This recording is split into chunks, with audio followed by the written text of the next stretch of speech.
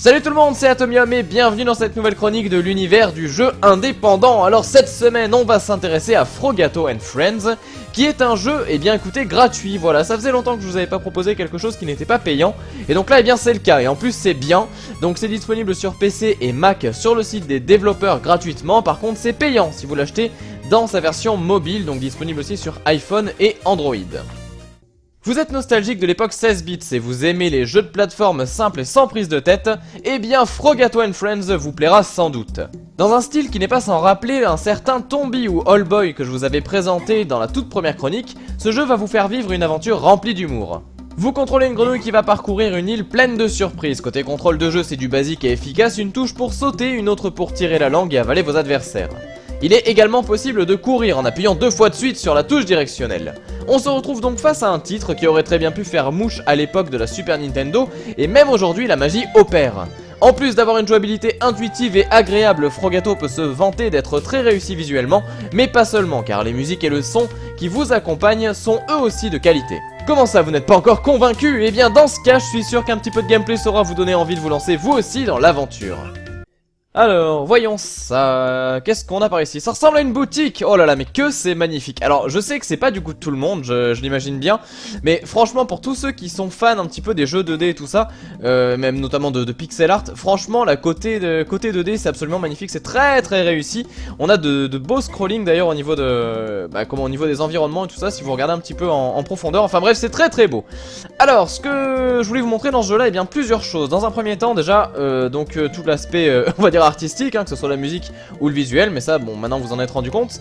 Après donc c'est un jeu dans lequel vous avez quand même beaucoup de choses qui vous sont proposées. Là par exemple c'est une boutique dans laquelle eh bien je vais pouvoir dépenser quelques dollars pour justement eh bien pouvoir acheter des améliorations, donc des choses diverses et variées, notamment de la santé supplémentaire.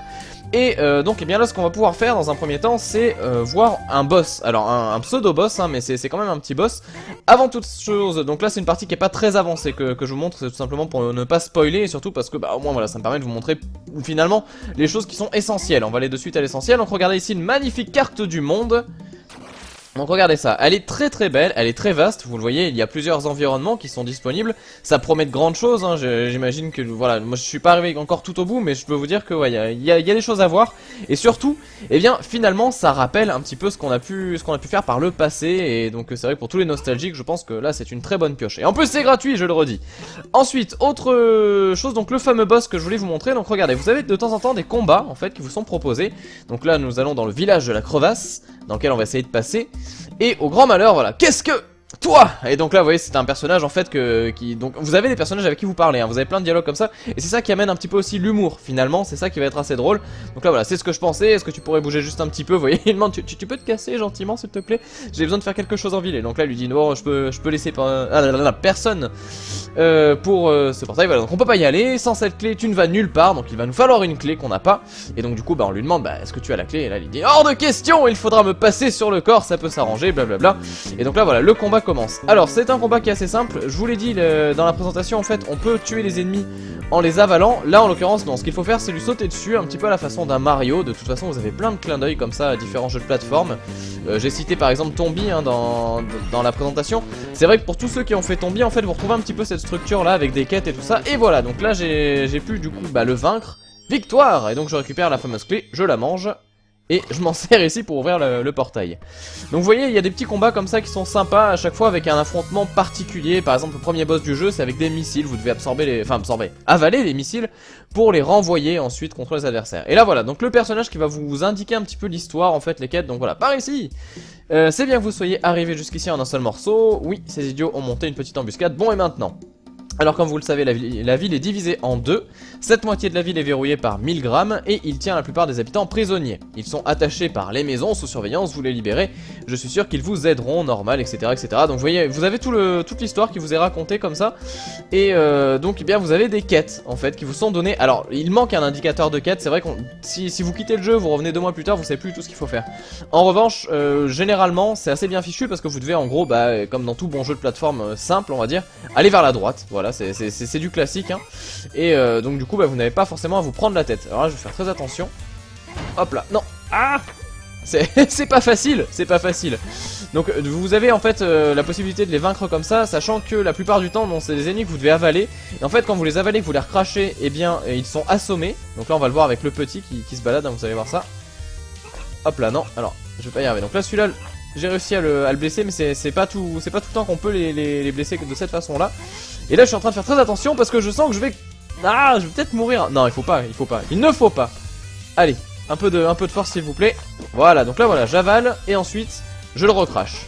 Donc là c'est une génératrice d'ennemis, en plus c'est cool hein. Vous voyez, on pourrait la détruire, bon c'est pas forcément ce qui nous intéresse. On va aller au sommet et surtout voilà, on va libérer notre camarade. Regardez, hop là. Non, loupé, on l'a fait. Bah alors, qui es-tu? Je suis le héros, je suis venu sauver la ville. Vous voyez, hein, c'est très, on va dire, simple dans la façon d'être fait, dans l'humour et tout ça, mais pourtant il s'avère que c'est très drôle. Alors c'est mon nouveau boulot, voilà, ça n'a pas de sens, effectivement, peu importe, faisons comme si c'était vraiment dans mes cordes. Tu as un conseil? Oui, et la clé est juste à côté de moi, je crois qu'elle ouvre une maison dans laquelle il y a la clé de la porte de la ville, peut-être, voilà. Oh, encore une chose, la clé qui ouvre la porte de la ville est argentée. Donc voilà, on vous indique quand même 2-3 petites choses. Alors sachant que toutes les quêtes ne sont pas obligées, enfin il y a des quêtes optionnelles qui existent dans le jeu, vous n'êtes pas obligé de tout faire. Ça c'est un point qui est important. Alors après voilà, ça dépend aussi vous de votre façon de jouer, si vous voulez tout faire ou non, mais c'est vrai que vous n'êtes pas obligé en fait d'accomplir toutes les quêtes.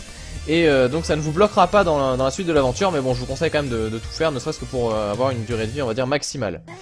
Alors là voilà, donc j'ai une clé, hein, vous voyez que j'ai avalé, d'ailleurs au passage je vais sauvegarder. Souhaitez-vous sauvegarder? Oui, vous voyez, on peut sauvegarder comme ça très simplement. Alors vous avez aussi plein d'autres phases de jeu qui sont par exemple dans l'eau, ou alors ne serait-ce que dans une espèce de nature et tout ça, ou dans des grottes comme on a vu. Enfin vous avez plein d'environnements disponibles, et là il n'y a toujours pas de maison avec la clé. Alors j'ai un faible souvenir. Juste pour la petite anecdote, vous voyez un peu les environnements. Si vous avez vu la chronique de l'univers du jeu indépendant jusqu'au début, enfin depuis le début pardon, vous devez reconnaître un petit peu, donc là j'ai pas la bonne clé hein, effectivement, c'était la clé argentée qu'il me fallait. Et oui, vous devez reconnaître un petit peu l'aspect All Boy en fait, qui est vraiment dans cette veine là de 2D. Et c'est vrai que bah voilà, on retrouve quelque chose qu'on connaît et qu'on aime bien. Enfin moi je sais que j'aime bien ce style là.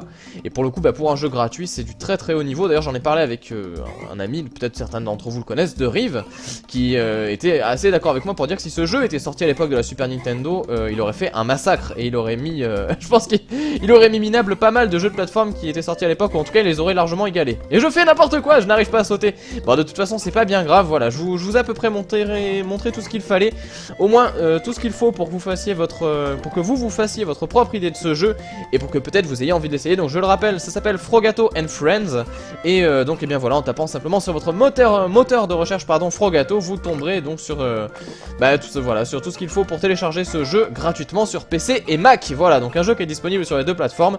Après si vous avez un petit peu d'argent de côté et que vous préférez jouer sur mobile, bon c'est votre choix. Et bien vous pouvez le télécharger sur iPhone, voilà, donc si l'idée vous en dit.